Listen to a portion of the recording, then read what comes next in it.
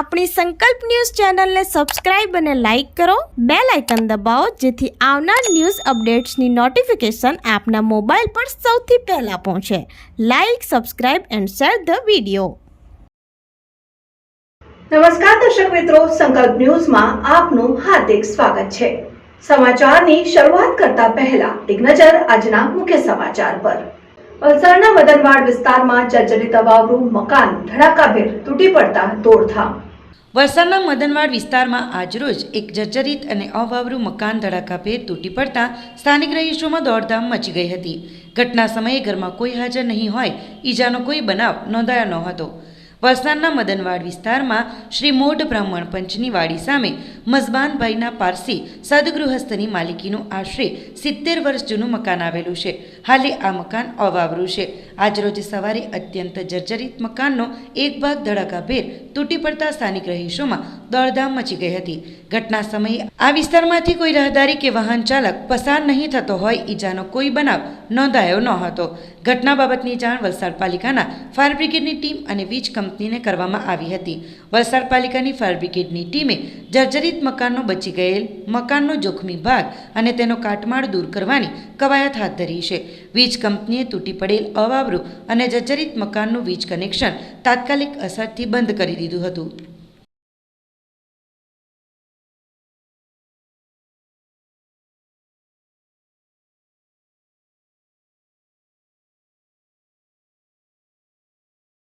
ઉમરગામ ઔદ્યોગિક વિસ્તારમાં અત્યાધુનિક ફાયર ફાઇટરનું લોકાર્પણ કરતા આનંદની લાગણી. ઔદ્યોગિક વિસ્તારમાં 1200 થી વધુ નાના મોટા અત્યાધુનિક ફાયર મશીનો દેવદૂત સાબિત થશે. ઉમરગામ ઔદ્યોગિક વિસ્તારમાં 1200 થી વધુ નાના મોટા ઔદ્યોગિક એકમો આવેલા છે. જ્યારે ઘણીવાર ભીષણ આગની ઘટનાઓથી દોડધામ અને નુકસાન થાય છે, જેને ધ્યાને રાખી ઉમરગામ ઔદ્યોગિક વિસ્તારને અત્યાધુનિક ફાયર ફાઇટરની બીજી વ્યવસ્થા મળતા હવે ઉમરગામ તાલુકામાં સરીગામ, ઉમરગામ સહિત વધુ એક નવું શસ્ત્ર મળ્યું છે. ભીષણ આગને કાબૂમાં કરવા આ અત્યાધુનિક ફાયર મશીનો દેવદૂત સાબિત થશે.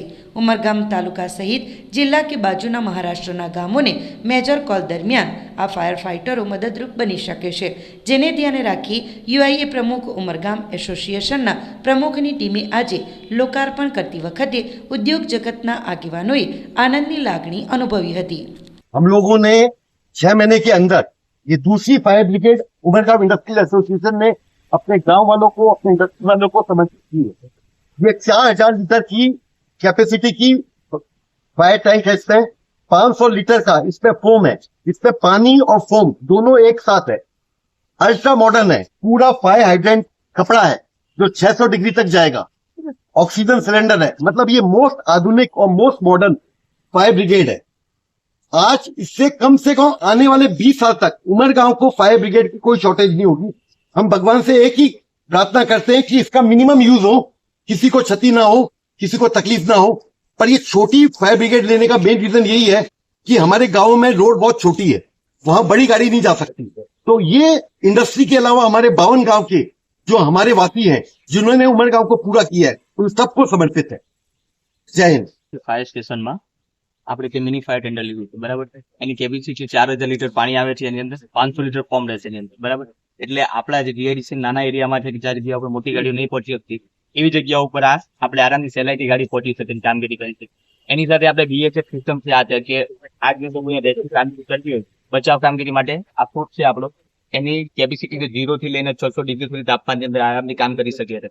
અને એની સાથે આપણે 45 મિનિટ સુધી ચાલે તો ઓક્સિજન સપ્લાય હાથે રહી છે.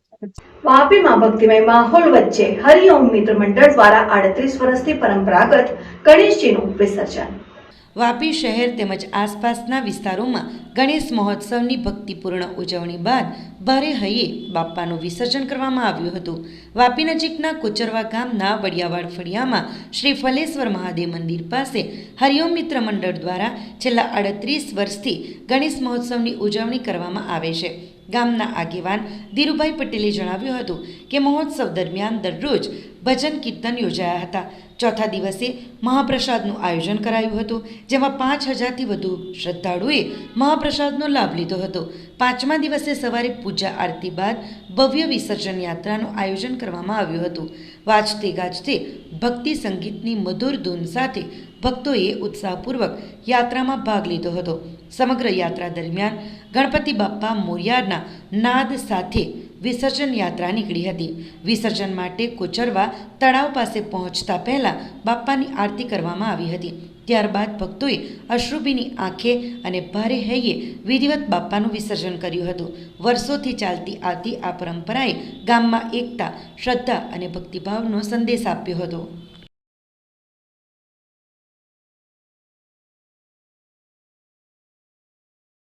તો આ હતા આજના સમાચાર. નવા સમાચાર સાથે કાલે ફરી મળીશું.